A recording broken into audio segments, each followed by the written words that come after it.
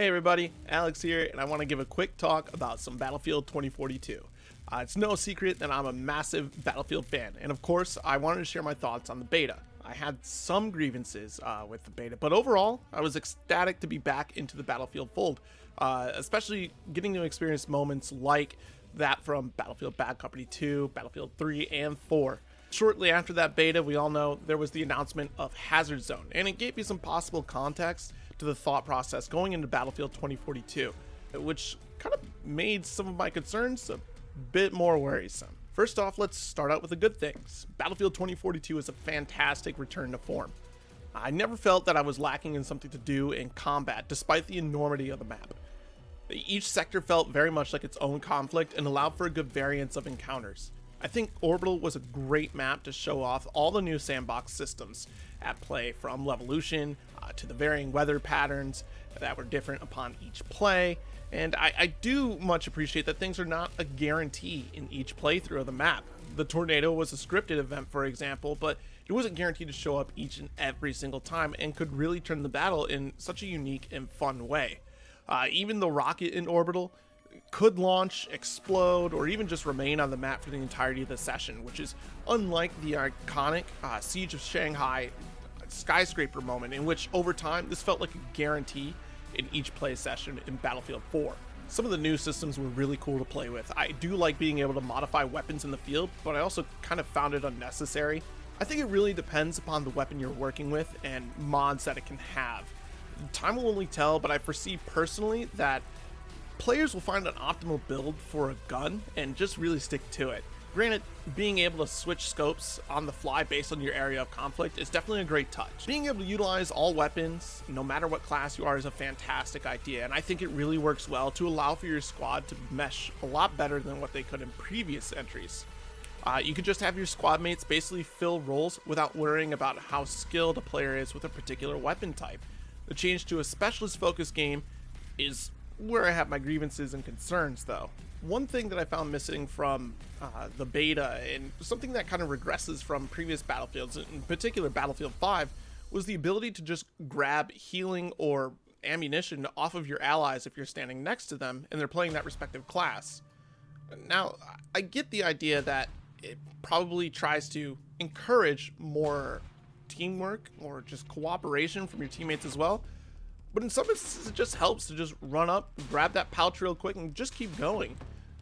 So I guess I'm a little bit torn on this decision and would like to see that make a return, but we'll see how other specialists are implemented in the future, and perhaps that might be a feature that one of the specialists has. So before Hazard Zone was announced, I found it strange and I questioned the use of specialists. Especially since there was no clear visible variance as to which team a specialist was on. It led to me getting into some confusing encounters where I would find myself questioning friend from foe. Coming fresh off of Halo Infinite's solution, I find it strange that Battlefield 2042 didn't implement something similar. In fact, Halo's solution I found done so well, I almost didn't even notice it was there. It just felt natural to have enemies highlighted in the way that they did. This could have been a limitation at the time in Battlefield 2042, but friends are normally highlighted light blue, but in some instances, they just weren't. Now, the problem with highlighting in 2042 is a part of the core to the game, right? So many players will fill the screen that a floating tag would be distracting. Highlighting friends would have the same effect as well if they fill the screen. I mean, having a whole wave of blue is not going to help you identify enemies as well. I get the intent here that if an ally is at a great distance, they won't be highlighted unless you focus on the target. That's totally fine.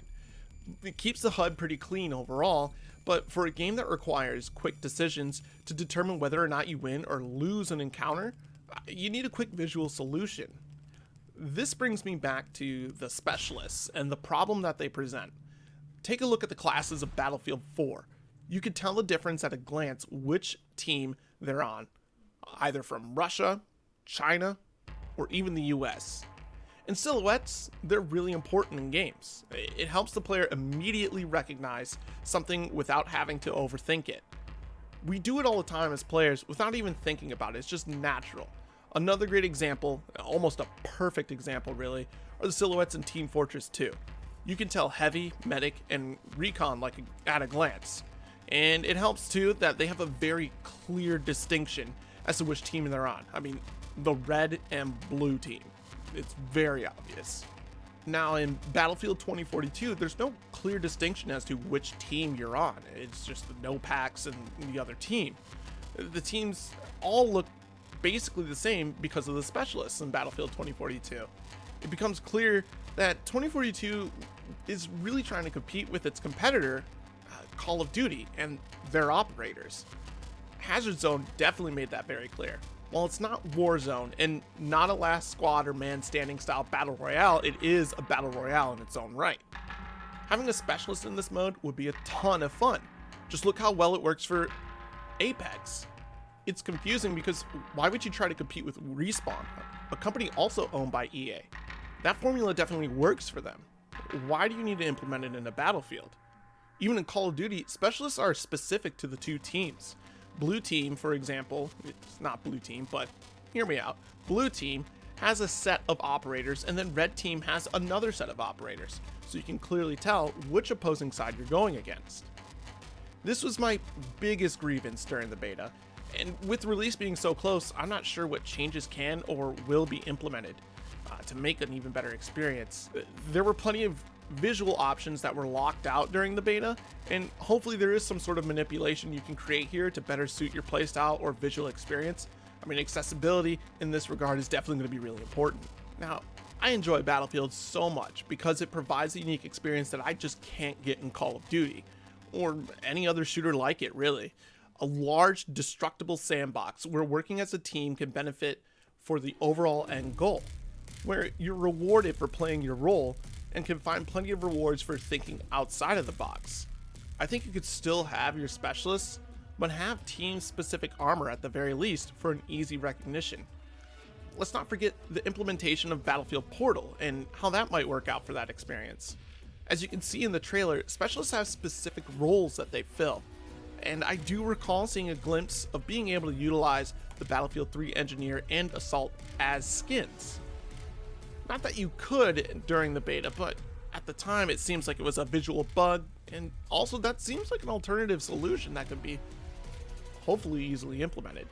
At the end of the day, I'm looking forward to Battlefield 2042 in the next couple of weeks. It's coming out, preload starts today at the time of recording for Xbox. Perhaps there was already a solution implemented from the beta feedback, and whether or not this was something that folks need to get used to remains to be seen. You'll see plenty of Battlefield related content from me here on YouTube and on twitch.tv/ZeroSyndicate. Let me know what your thoughts are in regards to this specialist mindset here. Do you think it's going to be a great setup for the future of Battlefield and create a unique experience? Or do you think maybe it's trying too hard to be a copycat type of operator like that of Warzone? Time will tell. I'm still hoping for the best. Until next time, later days.